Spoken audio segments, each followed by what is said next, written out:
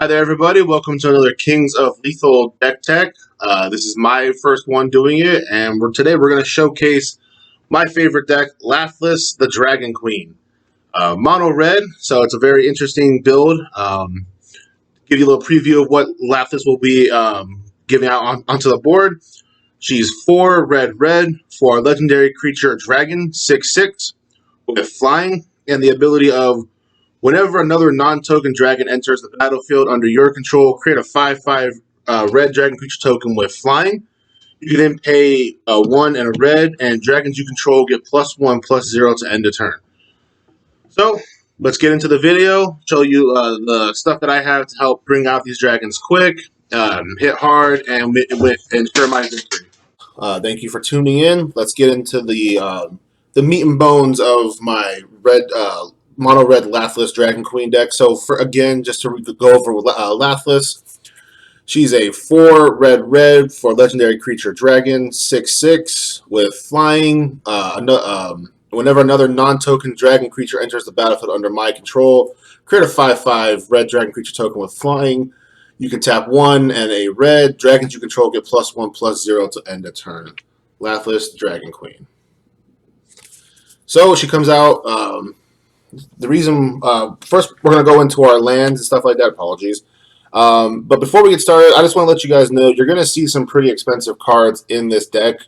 That doesn't necessarily mean that you have to go out here and buy these cards to make a monocolored deck work. This deck is still under construction with more and more new cards that Wizards print over time, and basically just in general finding out better cards here and there to make my deck run smoother. So the first land we're going to go over is Cavern of Souls. When Cavern of Souls enters the battlefield, choose a creature type. You can tap Cavern of Souls for 1 colorless mana, or you can tap it for 1 mana of any color. Spend this mana only to cast creature spells of the chosen type, and the spell can't be prevented. So I know offhand this is the special artwork one. This one's about $120. Let's go a little closer so you guys can see it. But it's really cool, especially with big CMC creatures as dragons can be and are. You don't want them to be countered. So it's another way to get around the blue player or sometimes the white players with Manicrypt. Really good card. Another legendary land is Nykthos, Shrine to Nyx. You can tap it to add 1 generic mana to your mana pool, or you can tap it, choose a color, add to your mana pool any amount of mana that of that color equal to your devotion to color. And for those who don't know, your devotion to a color is the number of mana symbols on that color and the mana cost of permanents you control. So if you just have Lathless out, you will tap Nykthos to get 2 red mana. So not really netting you anything. This is what it looks like. Pretty cool land. Again, another kind of expensive card that over time you can put in. A card that's been reprinted a lot and comes in a lot of commander decks, especially the new tribal ones from Midnight Hunt and all that stuff, and Crimson Bride, or Crimson Vow, is Path to Ancestry. Now what this card does is it enters the battlefield tapped. You can tap Path of Ancestry, add 1 mana of any color in your commander's color identity. When that mana is spent to cast a creature spell that shares a creature type with your commander, scry 1. And for those who are new and don't know what scry does, you look at the top card of your library. You may put that card on the bottom of your library. So if it's a card that you like, you can keep it on top. If it's a card you don't like, for instance, if you're flooded out, you can throw it to the bottom and you'll have a new card on top. Another card that has been reprinted a couple times is Haven of the Spirit Dragon. Pretty cool artwork. You can tap it to add 1 generic mana to your mana pool, or you can tap it to add 1 mana of any color to your mana pool. Spend this mana only to cast a dragon creature spell. Now in a monocolor deck, you're thinking, why are these cards in here? Path of Ancestry just allows me to scry. Nykthos gets me a really big amount of mana it could potentially, and obviously Cavern of Souls prevents my creatures from being countered. Haven of the Spirit Dragon is in this deck because if you tap it, you can sacrifice Haven of the Spirit Dragon, Return target dragon creature card or Ugin Planeswalker card from your graveyard to your hand. Spoiler alert, there's no Ugins in this deck. They don't really fit the theme of it. But it's the fact that it can get me back a dragon if it happens to die, which most of your dragons will be a big target. There's a few of them. We'll be hitting those targets pretty soon. The next one, I like it just for flavor text. Temple of the Dragon Queen from the Dungeons and Dragons set that came out, which is a really cool, fun set. Temple of the Dragon Queen has, as Temple of the Dragon Queen enters the battlefield, you may reveal a dragon card from your hand. Temple of the Dragon Queen enters the battlefield tapped unless you reveal a dragon card this way or you control a dragon. As Temple of the Dragon Queen enters the battlefield, choose a color. You can tap it to add 1 mana of the chosen color. Now, what's weird about this is it does picture Tiamat on there, which came in that set, who's a 5-color dragon commander. So it's weird that it only allows you to tap for one of the colors. I guess that was maybe their way of balancing it out, but it's still a pretty cool land. I like it. It goes in. Another land we have for utility-wise is Dormant Volcano.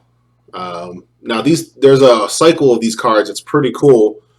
These are kind of like the bounce lands of like the Dimir Gilgate, or not Dimir Gilgate. What's the bounce lands like? You are the ones that Azorius Chantry and stuff like that from bounce and get 2 colors. Yeah. From Ravnica. This one says when Dormant Volcano enters the battlefield, it enters tapped. When it ETBs, sacrifice it unless you return an untapped mountain you control to its owner's hand. So you do kind of have to play around it. This can be a dead draw if you don't have mountains to bounce back. But when you tap it, you add red and a generic mana to your mana pool. So it gives you 2 for 1. Onto the colorless mana lands I have. Next one up is Bonder's Enclave. You can tap it to add 1 generic mana to your mana pool, or you can tap 3 mana, tap it, draw a card. Activate this ability only if you control a creature with power 4 or greater. Reason being why this is in here, if I have too much mana, it can allow me to draw, and most of my dragons are going to be 4 or higher. So it's a pretty good, decent land to put in there. Next up is an infamous land for being one that can keep you stuck if you don't have 5, but if you have more than 5 lands, this land's pretty cool. Temple of the False God. Just simple what it says, tap it to add 2 generic mana to your mana pool. Activate this ability only if you control 5 or more lands. What's cool is that 5 or more, this can be the 5th land you have and it turns on. So, pretty interesting. Next land is Hanweir Battlements. Pretty cool card as well. You can tap it to add 1 generic mana to your mana pool, or you can tap a red, tap it, target creature gains haste until end of turn, so it's a haste enabler, which giving haste to dragons is pretty deadly. Its last ability doesn't work unless you have the actual red creature card with it, but that card only spawns out humans when it attacks. But you basically would be able to pay 5 and meld the 2 cards together. That was a mechanic that came out from Shadows over Innistrad when the Eldrazi were invading that plane, so pretty cool. And then the last card is Myriad Landscape. Comes into the battlefield tapped. You can tap it for 1 mana, or you can tap 2, sacrifice Myriad Landscape, search a library for up to 2 basic land cards that share a land type, put them onto the battlefield tapped. So it's a 2 for 2, or 2 for 1. Pretty interesting card, really cool. Next, we're going to move on to our mana rocks, or our artifacts. Move these out of the way. And we're going to go off of the mana reducers, and then actual mana rocks. And again, you're going to see some pretty expensive cards in this deck. By no means you have to play these cards to have a fun time building a tribal deck. So you will always be able to find an alternative. First up, we're going to have Urza's Incubator for 3 generic mana. Urza's Incubator has, as Urza's Incubator enters the battlefield, choose a creature type. Creature spells of the chosen type cost 2 less to cast, 2 generic mana. So really cheap card to get out, can help you reduce your mana cost to help you start spamming more and more dragons out. And the more and more dragons that you can cast while you have Lathless on the field, the more and more dragons you're going to be able, token dragons you're going to be able to bring out and just have a huge board of flying creatures.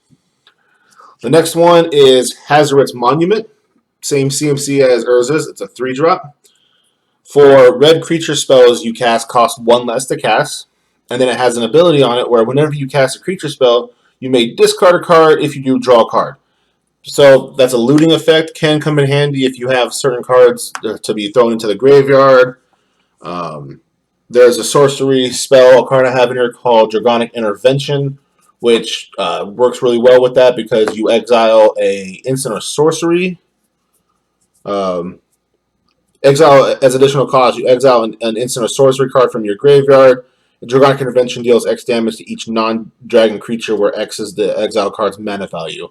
And I'll show you that card later on. But it can just help you get some pretty decent sized sorceries in there, so it's pretty cool.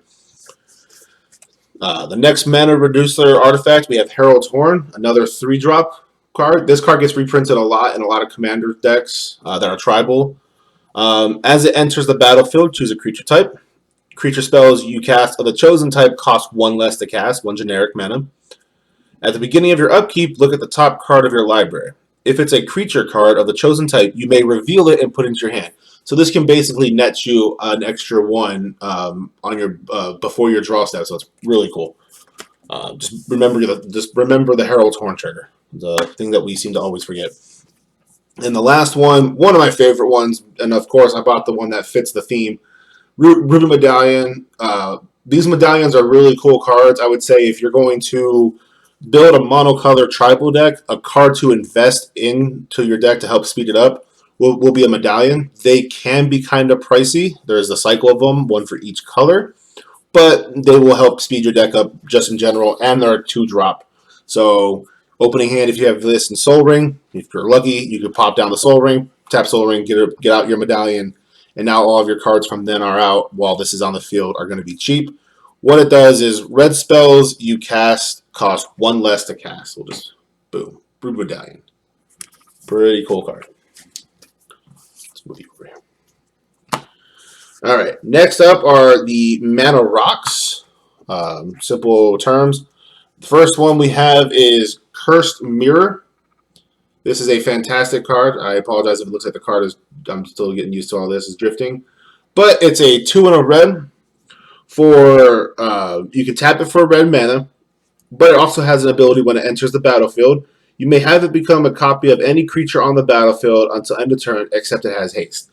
You do want to watch out for Legendary Claws. You'll have to sacrifice one of the creatures off, but this can double up on some of your really powerful creatures, extend your plays. Again, I like this card a lot. And then after it becomes a creature, it's a mana rock for a red source, which is really cool.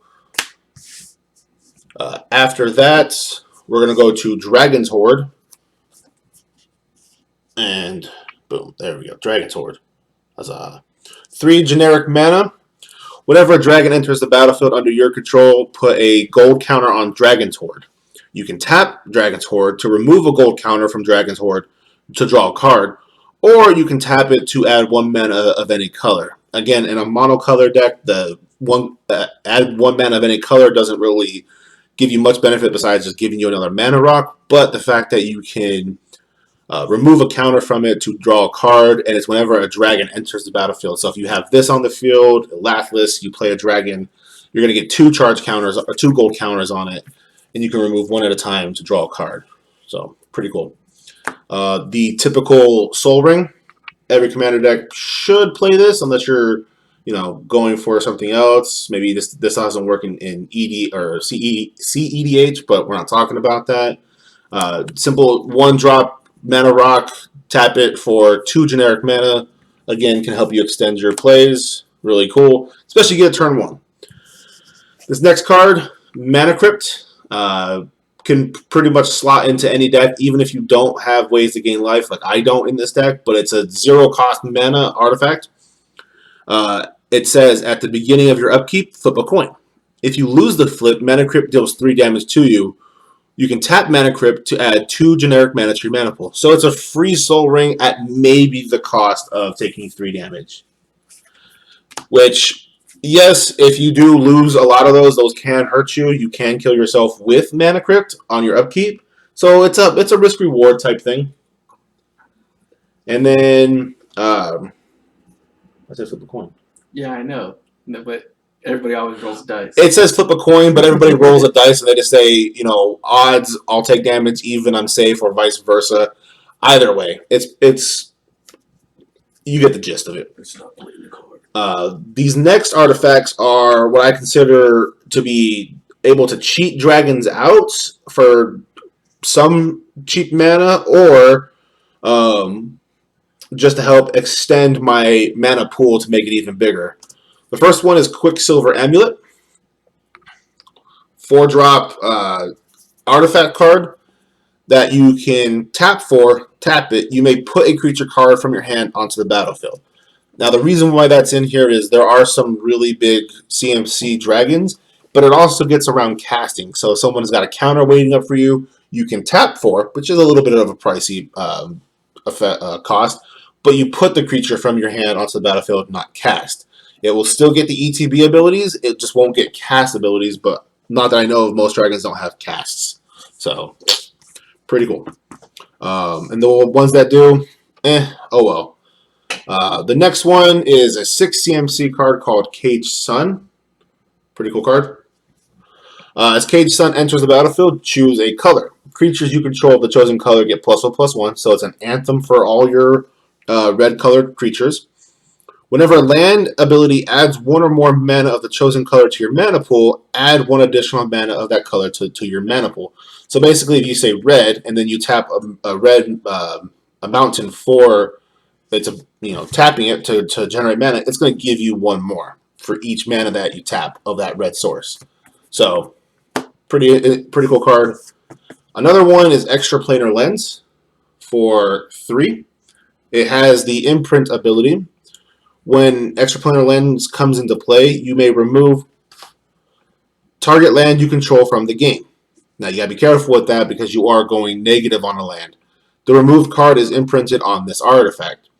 Whenever a land with the same name as the imprinted card is tapped for mana, its controller adds 1 mana to his or her mana pool for any of any type that land produced. So, kind of like Cage Sun, if you imprint a mountain onto it, you basically, whenever you tap another mountain, you will generate double the mana, extending your plays even quicker. The next things we're going to go over is let's go over enchantments. These are pretty fun. So off the bat, we're going to go into haste enablers. Nothing's worse than having somebody cast a big creature and then swing with that big creature. It's pretty devastating. The first one we're going to go into is Fervor. It's a 2 and a red for a simple enchantment that just says creatures you control have haste. That's all it does. And that's all it needs to do. Fervor is amazing in a lot of decks. If you can run red and you have big creatures and you really want to hit quick, I recommend playing it. Next card is probably one of my favorite cards in the deck, just because it's a cheap cost and for what it does, it can put out a lot of damage real quick. Dragon's Tempest. It's a 1 and a red. When a creature with flying enters the battlefield under your control, it gains haste until end of turn. Most of your dragons are going to be flyers. All of your dragons are going to be flyers. I don't know if there's a few. There's maybe like Dragon Egg or a few that are non-flyers, but those are not dragons we like. No, we like all dragons. Whenever a dragon enters the battlefield under your control, it deals X damage to target creature or player, where X is the number of dragons you control. So again, this isn't just looking at non-token dragons. This is looking at all dragons. So if you have Lathless on the field and Dragon Tempest, and you cast a dragon, you're going to trigger that ability for the dragon that entered the battlefield, and then Lathless is going to create another dragon, and that's going to kick off Dragon Tempest again. Really, really cool, amazing card. The next 2 cards up are going to be, well, actually, these next ones are just more of just utility. We're going to go through them real quick. Warstorm Surge for, I believe, a 5 and a red. Whenever a creature enters the battlefield under your control, it deals damage equal to its power to any target. So again, not caring about what type of creature they are, if they're non-token or token creatures, it just cares that a creature enters the battlefield. So you start spawning off these 5/5 dragons. You can start dealing 5 damage to any target. A great way to clear the board of problematic creatures, or to just throw 5 damage to your opponent's face. If you're playing a mono red deck or red deck that has any way of, in general, if you can fit this card in, I'd say try to run it. Fiery Emancipation is 3 and then 3 red. 4, if a source you control would deal damage to a permanent or player, it deals triple the damage to that permanent or player instead. That's a source. That's anything. So you play, if you have this out and you play Lightning Bolt, that's now going to deal 9 damage to a person's face or to their creature. Very devastating. It's $25. It did come recently in M21. So again, some of these cards are going to be kind of expensive, but over time, if you want to invest them in your deck, they're good. They're good investments. They're going to take you a long way. The next one is Crucible of Fire for 3 and a red, and Crucible of Fire simply has the ability of dragon creatures you control get +3/+3. So it's an anthem for your dragons. I don't really play this card that much, and if I found something better, it could get taken out, but for now, it's got its spot in there. Another card that I really like and was kind of a little pricey on it, but again, over time, this is one of my newest additions, Sneak Attack. For 3 and a red, you can tap a red. You may put a creature card from your hand onto the battlefield. That creature gains haste. Sacrifice a creature at the beginning of the next end step.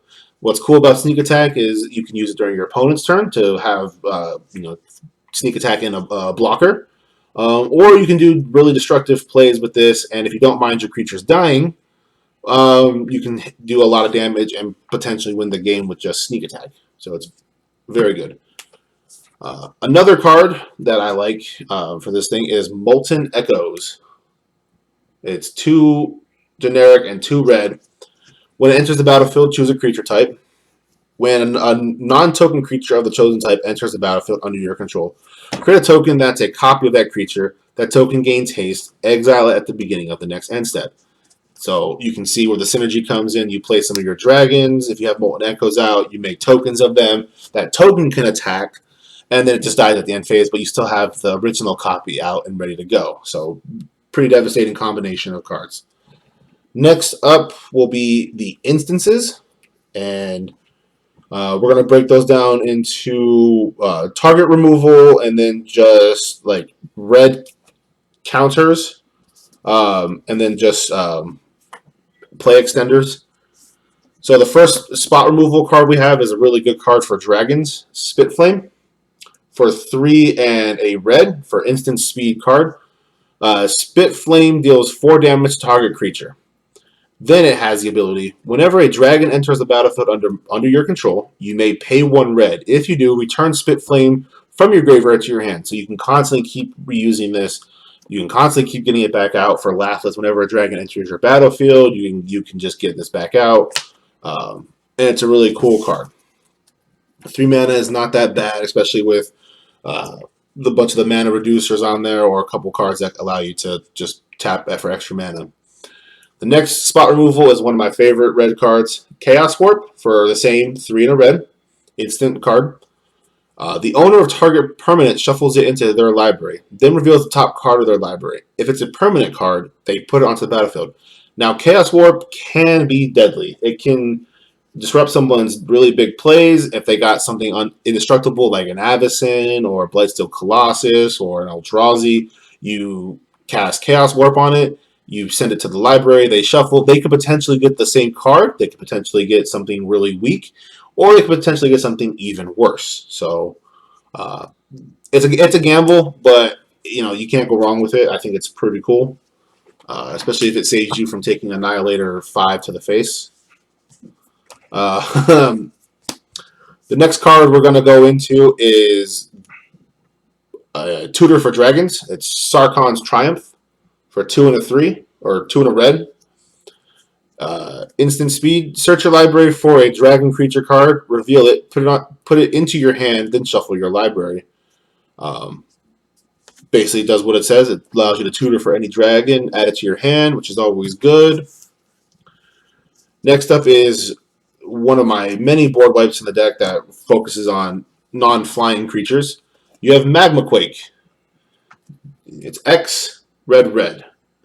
Magma Quake deals X damage to each creature without flying and each planeswalker. So that's pretty cool. So it can also kill planeswalkers. It can kill yours, but I mean, if you are on the back foot or really just want to propel yourself ahead, you can play this and get rid of someone's planeswalkers without having to attack them, and then you can go into their attack step and attack their face. Pretty cool. Really good red card. I would suggest putting it into any red deck, actually, is Valakut Awakening.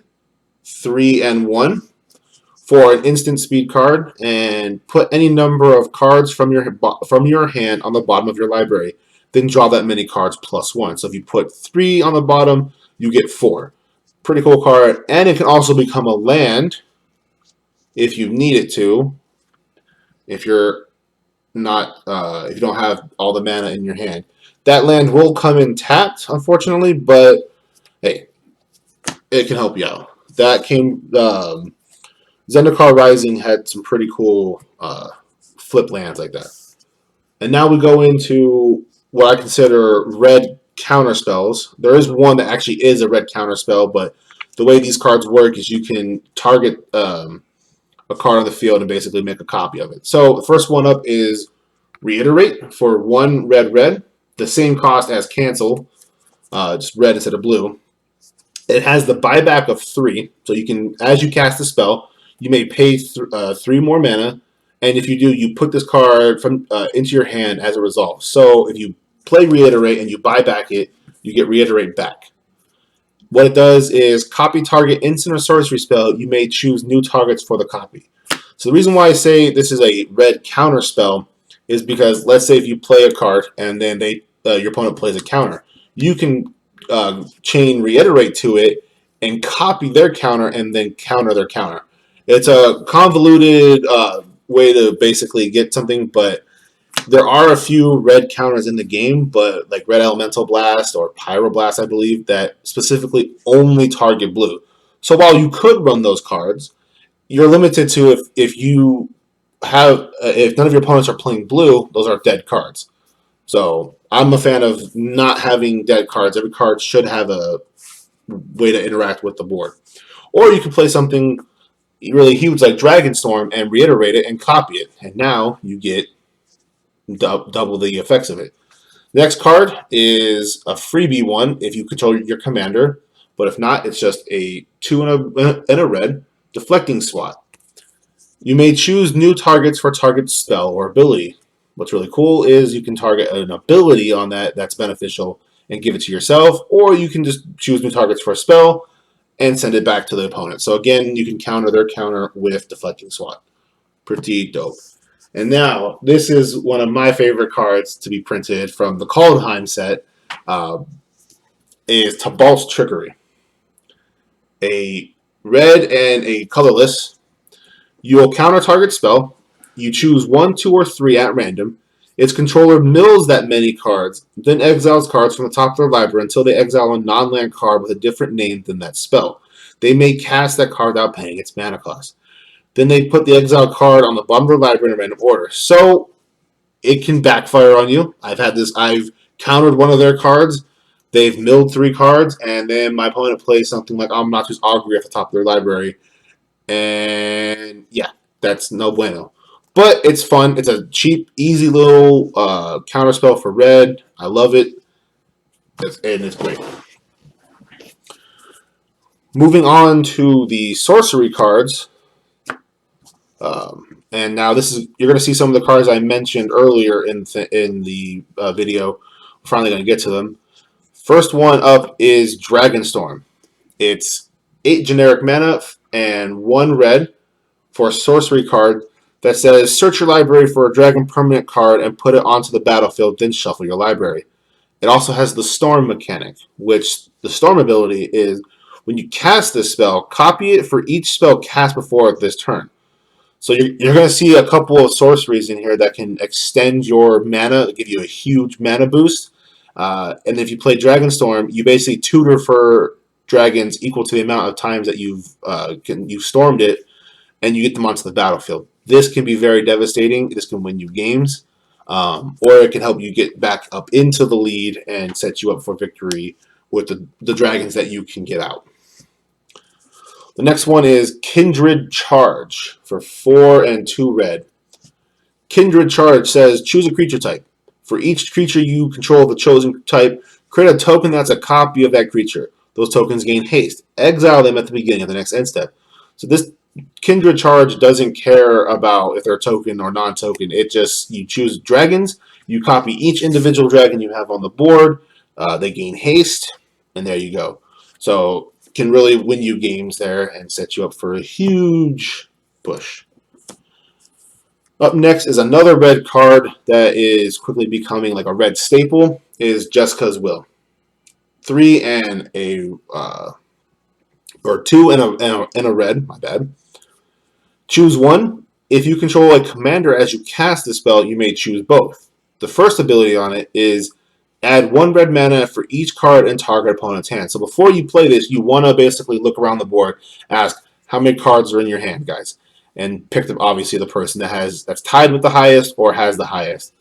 And the next ability is exile the top 3 cards of your library. You may play them this turn. So Jessica's Will can, if you can get both of these abilities off, you can get a buttload of mana, and then use that huge mana that you got to cast these spells. So it's pretty interesting. It's really cool. And you may play them. So if you happen to hit lands with Jessica's Will, you can still play the lands, as long as you're still within your land drop for turn. The next card up is Ironcrag Feat, which is 1 and 3 red. For a card that says add 7 red mana to your mana pool, you may cast only 1 more spell this turn. So it does kind of shut you off, and you're like, why does it give you 7 mana if you can only play 1 more spell? Well, you can play this and then go into something like Dragonstorm, and with 2 more mana, you now will get 3 dragons out into the battlefield because you've cast Dragonstorm, which it's first, and then you've cast, or you'll get 2. My bad. You'll be able to get two dragons because you cast Ironcrag Feat and then Dragonstorm. So you'll be able to search your library for 2 dragons, or just in general, you can cast something else with it. It's pretty cool. Now we go on to 2 board wipes. We have the Dragonic Intervention card, which I mentioned earlier, for 2 and 2 red. This is the one where, as an additional cost to cast this spell, exile an instant or sorcery card from your graveyard. Dragonic Intervention deals X damage to each non-dragon creature, where X is the exile card's mana value. If a creature dealt damage this way would die this turn, exile instead, and then you exile Dragonic Intervention. Now this is cool because it kills anything that's non-dragon. The other board wipes I have in here don't affect flyers. So if your opponent does have a dragon, it won't hurt them, but it will kill the rest of their board, and it exiles the creatures as well, so they can't get them back. So it's anti-graveyard. And then the last one is Earthquake, which is X and 1. 4, Earthquake deals X damage to each creature without flying in each player. Now, if you have Fire Emancipation and you play this, you're going to be dealing triple damage to your opponents for whatever X is, while you only take what X is. So, pretty bonkers. And then next up, we go to the Planeswalkers. We're going to save the dragons that I want to really talk about last, because they're my, we'll save the best for last. The first one up is Sarcon Dragon Soul for 4 and 2 red. He comes out with 5 loyalty counters on him. His first ability is +2. Sarcon Dragon Soul deals 1 damage to each opponent and each creature your opponents control. So a mini board wipe, good against little token decks. Your opponent's playing Avenger Zendikar or something like that, or a bunch of little baby elves, you can play Sarcon +2 him, and it's going to deal 1 damage to each of your opponents and then damage one of them. Again, if you have Fire Emancipation on the field, that 1 damage now turns into 3. So it's a lightning bolt for +2. His -3 is Sarcon Dragon Soul deals 4 damage to target player or planeswalker. So you can target planeswalkers without having to have your creatures attack them, which is pretty cool. Or he throws 4 damage to a target player's face. His ultimate, his -9, is search your library for any number of dragon creature cards, put them onto the battlefield, then shuffle your library. I don't need to explain much detail of why that's pretty cool for this deck, because that would trigger Lathless a whole bunch of times. That would trigger all those other cards a whole bunch of times. And there's some dragons that it would just combo well with that would potentially be game. So Sarcon Dragon Soul, pretty good card. Next up is Sarcon the Masterless. This guy can save you in games from being attacked. It has saved me multiple times. He's 3 and 2 red. He's got a static ability with whenever a creature attacks you or a planeswalker you control, each dragon you control deals 1 damage to that creature. So let's say, for instance, your opponent's attacking you with 4 3/3s. If you have 3 dragons on the field, each of those creatures that's attacking you is going to take 1 damage for each dragon you control. So they're going to die. Pretty cool. You don't even need to block. They're just going to die. He comes out with 5 loyalty counters, so you tap 5, you get 5. He's got a +1, which until end of turn, each planeswalker you control becomes a 4/4 red dragon creature token and gains flying. So he can turn your entire planeswalkers, if you have multiple, into 4/4 dragons. I don't believe that if you cast him on the first turn that you cast him, if you turn him into a dragon, he can attack. I think it would still have summoning sickness, but you don't want to do that on the first turn unless you have haste. What you want to do is you want to -3 him, bringing him down to 2, which is in kill range of some of your spells like Lightning Bolt, Shock, other things. But minusing 3 off of him, you create a 4/4 red dragon creature token with flying, which does 2 things. It'll give you a body to protect him, and it will also allow you to activate his static ability if they try to attack you with creatures, because you'll have 1 dragon at least. And then you can start ticking him up next turn if he survives to start rebuilding him back up. Sarcon the Masterless is a pretty cool card from War of the Spark. And again, can save you from being attacked because somebody doesn't want to swing because all their creatures are going to take 1 damage for each dragon you control. Next up is Chandra, Torch of Defiance. 2 and then 2 red. Honestly, she's only in here for her other +1 ability, which adds 2 red mana. So she's basically just in here just for the Soul Ring effect for 2 red. But I'll let you know what she does. So she costs 4 mana. She comes out with 4 loyalty counters. Her first +1 ability is exile the top card of your library. You may cast that card. If you don't, Chandra, Torch of Defiance deals 2 damage to each opponent. So if you can do that and you hit a land and you're flooded out, you don't need the land, cool. Each opponent's going to take 2 damage. The +1 that I use her for mainly is the one I already mentioned, where you just add 2 red mana to your mana pool. Her -3 is Chandra, Torch of Defiance deals 4 damage to target creature. So again, can be pretty useful. And her ultimate, -7, is you get an emblem with whenever you cast a spell, this emblem deals 5 damage to any target. I've never gotten her up to her ultimate, and I don't think I would use her ultimate unless I was trying to burn my opponent's life out. She's more useful as the mana generator. And last on the Planeswalkers is Sarcon Fireblood, who is 1 and 2 red. You bring him out with 3 loyalty counters. He's got 2 +1s. The first one is you may discard a card. If you do, draw a card. So if you are, again, flooded out and have too much mana, you draw into a mana, you can activate his first +1, ditch that mana, draw a card, hopefully get into another card that you could cast with all that mana you have. His other +1 is add 2 mana in any combination of colors. Spend this mana only to cast dragon spells. So once again, in a monocolored deck, any combination of colors isn't really going to be, you're going to pick 2 red, always, just so you have 2 red. So he's kind of like Chandra, but a cheaper ability. And then his -7 is you create 4 5/5 red dragon creature tokens with flying. So pretty good ultimate for what this does. Again, I use that Sarcon mainly for the second ability, the second +1, to just give me the 2 red mana to further extend my plays. But now we're finally on to the dragons, what we've all been waiting for. These are broken down kind of into like when this creature attacks, when this creature enters the battlefield, and all that stuff. So first up, we're going to talk about Goldspan Dragon from the Kaldheim set, 3 and 2 red, with Flying Haste for a 4/4 dragon creature. Whenever Goldspan Dragon attacks or becomes the target of a spell, you create a treasure token. So it's pretty cool. Treasures you control have tap, sacrifice this artifact, add 2 mana of any one color. Normally, a treasure token only taps to add 1, but with Goldspan Dragon on the field, you tap to activate. You can tap them to get 2 instead of 1. So really good card. I think about $30 is what he's going for right now. Again, he's not pressuring folks into, hopefully not pressuring folks into saying you must play these cards. You can get these over time. Hopefully, if you buy a pack of Kaldheim, you can get lucky and pull him. If you do, great addition to any red deck, mainly.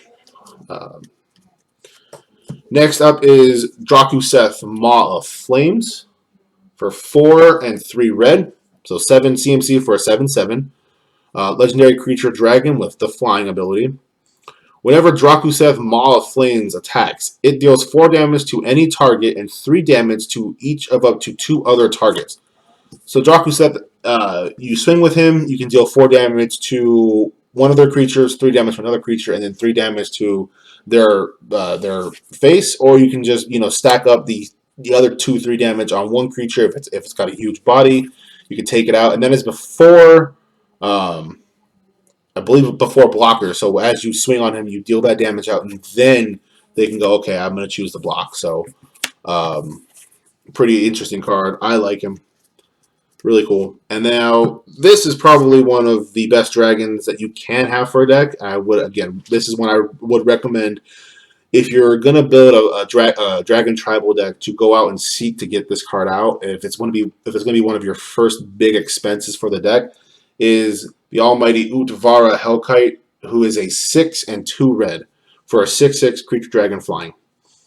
He has the ability of whenever a dragon you control attacks, create a 6/6 red dragon creature token with flying. If this stays on the board and gets out of hand, it can get out of hand quick because Utvara doesn't care what type of dragon is attacking as long as it's a dragon. So you swing with Utvara, or you have Utvara, you swing with a little baby dragon, you get a 6/6 dragon. Next turn, if you have all those dragons, you swing with all 3 of those dragons, you now create 3 more dragons. This can get out of hand pretty quick. And again, with a lot of the ETB ability cards, it combos off pretty well. These next cards are when something enters the battlefield or when they enter the battlefield, they get a pretty cool ability off. The first one is Hellkite Courser, which came out in the Commander Legends set, I believe, for a 4 and 2 red, 6/5 flying creature dragon. He has the ability of when Hellkite Cursor enters the battlefield, you may put a commander you own from the command zone onto the battlefield. It gains haste. Return to the command zone at the beginning of the next end step. What's really cool about this is you get your commander out. So this can work in any deck, honestly, that has red, that you have either a huge big commander out, or if you have partner commanders, you can get a commander out. It doesn't specify it has to be a red commander. You can just get your commander out for free. You can swing with your commander, and then it goes back into the command zone at the end of the turn. And that does not add on to the commander tax. So you can get it out, get it hit in with your commander, get commander damage, and it goes back in safely to the command zone. Next card is probably the most instant get rid of it card that you can play in any red deck or any burn deck or deck that revolves around creatures ETBing a lot. Oops, dropped my card. Terror of the Peaks from M21. A 3 red creature dragon 5/4 with flying. And it says, spells your opponents cast that target Terror of the Peaks cost an additional 3 life to cast. That's pretty cool. And then he has, whenever another creature enters the battlefield under your control, Terror of the Peaks deals damage equal to that creature's power to any target. This combos very well with Lathliss's ability whenever a non-dragon creature or non-token creature enters the battlefield. Or just in general, anything. If you happen to get this out and Sarcon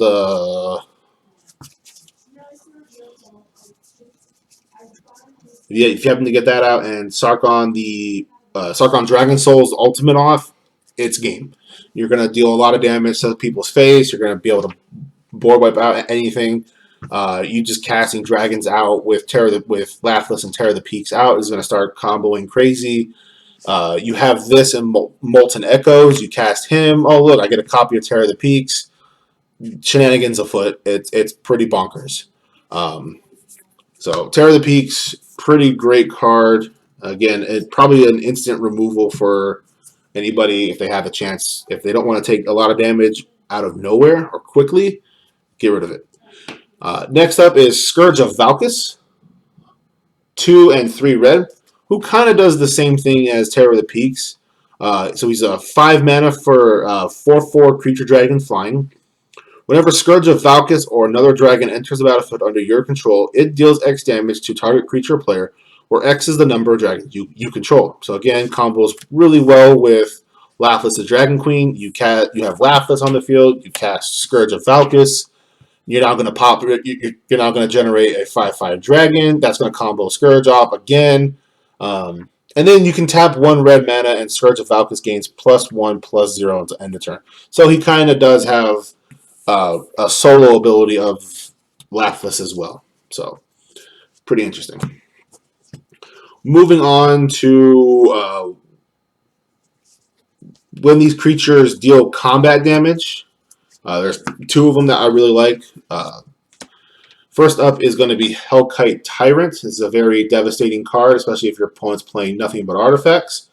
He's 4/2 red for a 6/5 creature dragon with flying and trample. That trample is useful because whenever Hellkite Tyrant deals combat damage to a player, gain control of all artifacts that player controls. So even if they kill Hellkite Tyrant, you still keep their artifacts. At the beginning of your upkeep, if you control 20 or more artifacts, you win the game. So another win con, further pressuring your opponents besides having big dragons that deal a lot of damage. This next card is Balefire Dragon. 5/2 red for a 6/6 flying creature that states whenever Balefire Dragon deals combat damage to a player, it deals that much damage to each creature that player controls. So this is a board wipe on a creature. And if they don't have flyers and they're a token generation deck, this is a nightmare for them. Really cool card.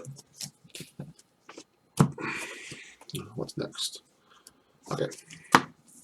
These next 3 cards are just going to basically be like tech options to just either protect your dragons or just really combo well with Lathless, or just, protection and combo really well. So we'll do the combo well.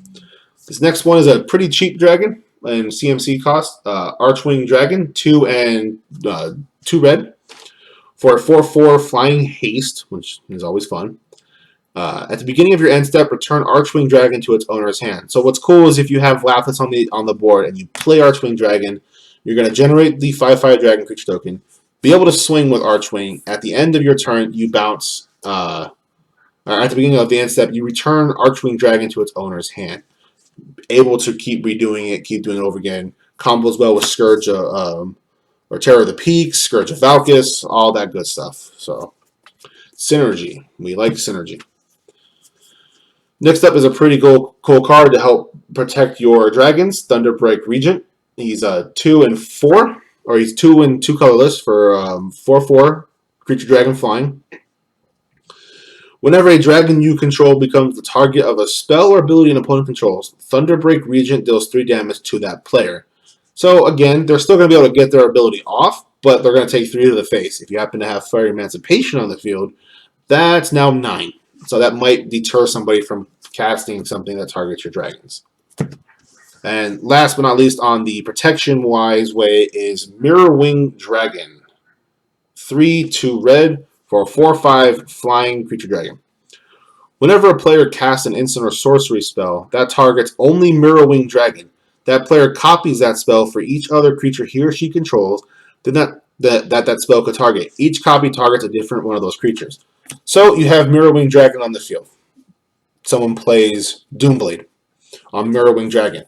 Mirrorwing Dragon is then going to basically is going to count all the creatures that opponent has on their field, and then it's going to copy that and then target those creatures. So basically, if someone tries to Doomblade your Mirrorwing, they're Doomblading their entire board as well.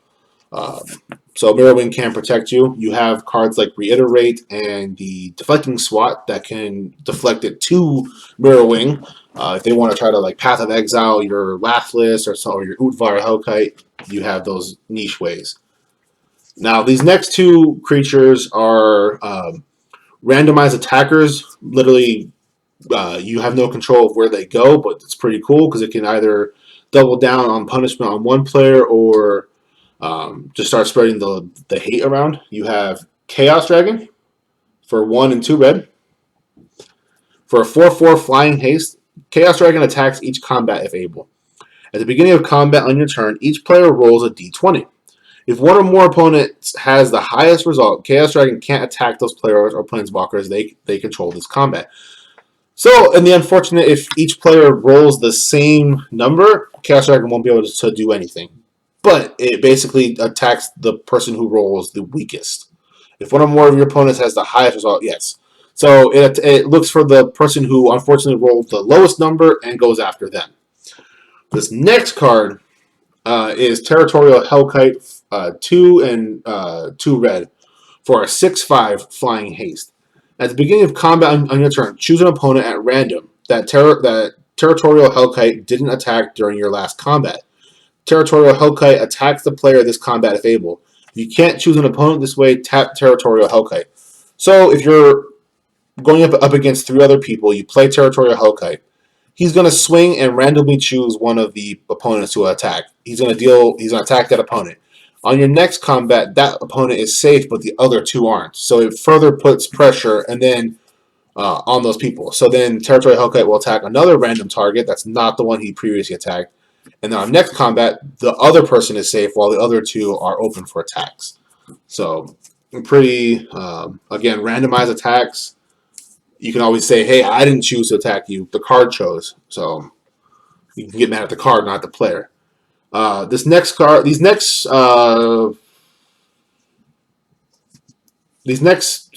6 creatures, and then this will be the end of the video once we get done with these creatures, are just non-dragon creatures that I feel help the deck out a lot. The first one is Zeroland of the Claw. He's a 3/2 red for a 3/4 Summon Legend. Pretty old card.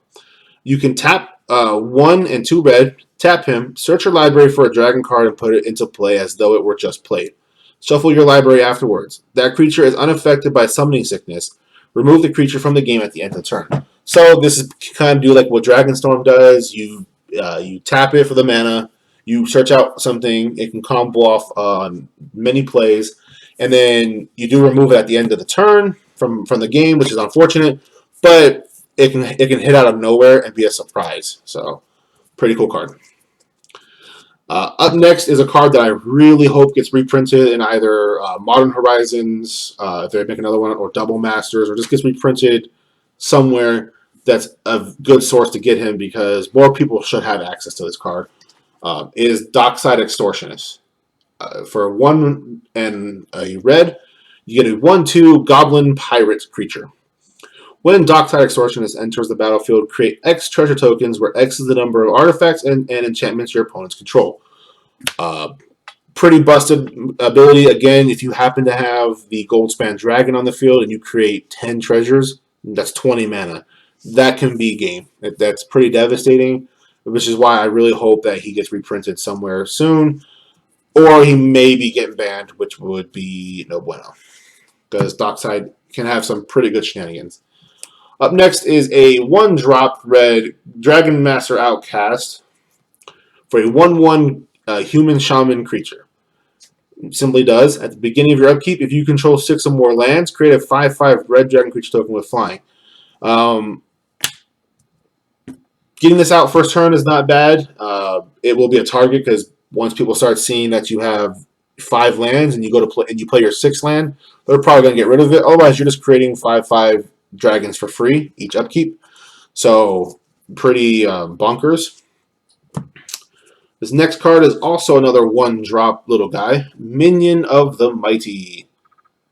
Creature Kobold for a 0/1, and he's got Menace, which is Menace, which means that he has to be blocked by at least two creatures. He also has the ability Pack Tactics. Whenever Minion of the Mighty attacks, if you attacked with creatures with total power 6 or greater this combat, you may put a dragon creature card from your hand onto the battlefield tapped and attacking. Now, that's pretty devastating. You know, you get to bring out, if you happen to swing with power 6 or greater, you happen to get a free dragon from your hand tapped and attacking. It can surprise people from nowhere. They won't see it. Again, if you get them out turn 1 or turns beforehand, pretty annoying, but they'll probably target and get rid of him. Ow. Sorry. These next 2 cards are going to be mana reducers, so just further double down on the artifacts that help do that. You have Dragon Speaker Shaman, who is a 1 and 2 red. For a 2/2, Human Barbarian Shaman has the simple text line, Dragon spells you cast cost 2 less to cast. And the reason why it says Dragon spells you cast, if they ever print out arcane sorceries or like tribal sorceries, which they have before, that are dragon tribals, it will help that out. So, pretty cool. Next up is the little version of him, which is Dragon Lord Servant. For 1 and a red, does the same thing. Dragon spells you cast cost 1 less to cast for a 1/3 Goblin Shaman. You can see the synergy right there. You turn 2, play Goblin Shaman. Turn 3, play Dragon Speaker Shaman. Now all your dragons cost you 3 less, and that's not if you don't already have Urza's Incubator, Hazardous Monument on the field. So you can, if you build your deck right and get the pieces together, hopefully you can have dragons coming out for 3 or 4 less CMC than what they normally are, which is very devastating to your opponents. Very time savvy. And again, don't feel like you guys have to buy these cards to make your deck run. I didn't start my deck out like this. It started out a shell of what it was and was fun to play with. I honestly didn't think it would be fun, but it just became, it rapidly became one of my most consistent decks and fun decks to play. There are a few other dragons that you can run, but this video is getting pretty lengthy in time, so that might be a video for later on. There's other cards that you can also play. You can play any dragon you like, any dragon you want. Go out there, just look up, just type in MTG Legendary Dragons. If this inspired you, pick a dragon you like, build a deck off of it. You're good to go. You can buy the red-green precon that came out for Dungeons and Dragons set. It's got Vrondis on it. That's he's a dragon himself. That comes with a lot of this dragon support in here as well. It'll get you started, and go ahead and have fun. And hopefully you guys enjoyed this. Okay. My brother wanted me to talk about one of the. If you feel like spending the money for it, there's a precon out there. There is a precon if you can find it, and you can find it pretty cheap. I would recommend getting it. It will come with Udvar Hellkite, the Quicksilver Amulet, so some pretty good cards, and a couple of the other ones. It's pretty pricey. It's the precon is pretty pricey because these precons were made to be pretty good. The card I'm going to talk about is the Dragon. It's a 9 CMC creature, 4 and then Wooburg, which is 1 of each color. For a legendary creature, Dragon Avatar 10/10, who has the Eminence ability. And the Eminence ability is as long as the Dragon is in the command zone or on the battlefield, other dragon spells you cast cost 1 less to cast. So he automatically comes out with the mana reduction. I used to have an Dragon deck, and there were times where I would never play the Dragon and just combo off with the just a free. Okay, cool. I always have a -1 to my creature's CMC. And then he has another ability of when 1 or more dragons you control attacks, draw that many cards, then you may put a permanent card from your hand onto the battlefield. Now that ability the Air Dragon will have to be out in the battlefield for. But again, if you can find it and it's pretty cheap, and you don't mind spending the money and you really want to build a nice tribal deck, pick up Ur Dragon. You won't be disappointed. It's got some really big heavy hitters in there, and it comes with a lot of good cards. Um, but that's going to be all for today, folks. I appreciate you taking the time. Please give us some constructive criticism and feedback on this. We're trying to better these videos any chance we get. So anything helps. Let us know. And we appreciate you coming along for the journey, and we hopefully that you're here for a while. We can make this more and more better. Thank you, everybody. Bye-bye.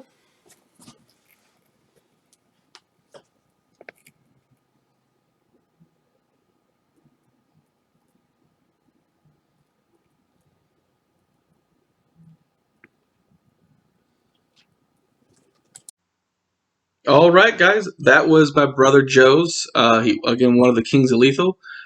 His Lathless deck, arguably in a lot of our opinions of our play group, arguably, if not his best, one of his best. He did it like I said. Originally, he used to have Ur Dragon. He took that apart, kind of tweaked it around. Really liked the ability of Lathless, and he decided just to go ahead and build a mono red deck. I believe at the time I had a mono white angel deck that was kind of wreaking havoc through the play group, and he kind of got tired of getting mana stuck with just having multiple colors, so he decided to give the mono a shot and really loved it, and he's kept it ever since. I really enjoy playing against it. It is one of those decks that when it pops off, and it is really annoying to catch up to it if you find yourself falling too far behind.